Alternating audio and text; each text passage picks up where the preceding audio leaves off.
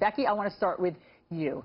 You opted out of vaccinating your son, who is now 14 years old. You stopped vaccinating him after his 6-month mark. Why did you do that? I did that because of my older son's vaccine reactions that he had as an infant. My son, I took him in for a hepatitis B vaccine. He immediately developed a hideous diarrhea. Later that night, developed a fever, arched his back, screamed. If I would have known as a young mother these were signs of encephalopathy, brain swelling, I would have known to get him to a doctor right away. But after that evening, his health deteriorated for the next 2 years, and at 2 years and 9 months, he was diagnosed with autism. We didn't put the pieces of the puzzle together until I had my second son, who also started exhibiting some strange vaccine reactions. And at that point, I had to really weigh the options, and my husband and I decided that our children's neurodevelopment was more important than vaccinating for these diseases. And they Becky, could have had permanent damage. And let me just ask you, because you obviously have a very compelling story. What do you say to parents who say that by not vaccinating your children, you are exposing other children to these communicable diseases like whooping cough and measles? I say that it's their right to vaccinate their children, and if vaccines work as the way that they're supposed to, their children are safe. There's no reason to worry about my child. Their children are vaccinated. I'm the one that's taken the calculated risk for a very good reason. Okay. Dr. Karp, what do you say to that? If other children are vaccinated, why would they be exposed to the communicable diseases? Well, we all live in a community together. And if you don't get vaccines, your child's going to have a higher risk of getting illnesses. Sure, if the other child's vaccinated, that may protect them. We wish vaccines worked 100%, but they don't work 100%. So it does increase the risk that a child, even who has had vaccines, can get an illness. But I'm more concerned about the baby in the family or your next-door neighbor's baby. Maybe they're not old enough to get the vaccine yet, and your toddler plays with them and can spread the illness to them. That poor, unprotected child is totally at risk. And we're especially concerned about whooping cough, which is more contagious than any other known disease.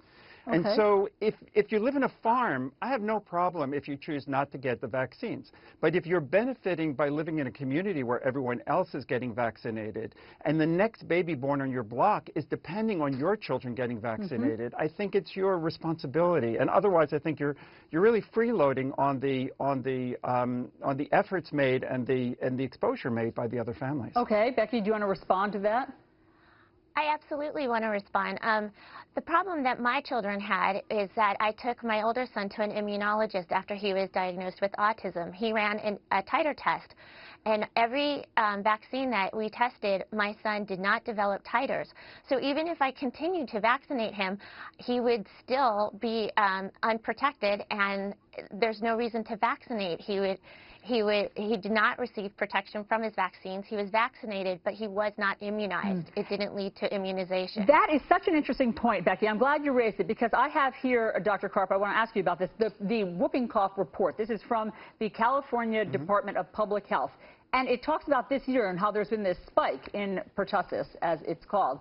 And I want to read it to you because it's pretty fascinating. Pertussis is cyclical, and it peaks every 3 to 5 years as the numbers of susceptible persons in the population increases due to the waning of immunity following vaccination. In other words, the vaccine is only good for 5 to 10 years, and then you're no longer immunized. So it's not just it's not just parents, in other words, who are opting out of vaccinating their kids. It's parents who think that their kids are immunized and it's worn off. Well, that's absolutely the case. We worry most about the littlest children because they're the ones who die from whooping cough and have to be hospitalized.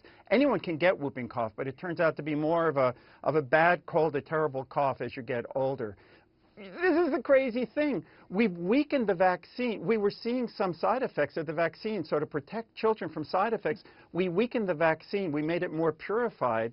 And as an effect of that, it made the immunity last not as long as the old vaccine, but it was more purified, so we had fewer more children with fewer side effects. Becky, very quickly, we're running out of time, but people say that you and parents like-minded with you are anti-vaccine. Are you anti-vaccine? I'm not anti-vaccine, and actually I do see benefit for newborns getting the pertussis vaccines. It's in our community. You know, there's a moderate stance here. We need to think about this moderately and do the best that we can for each of our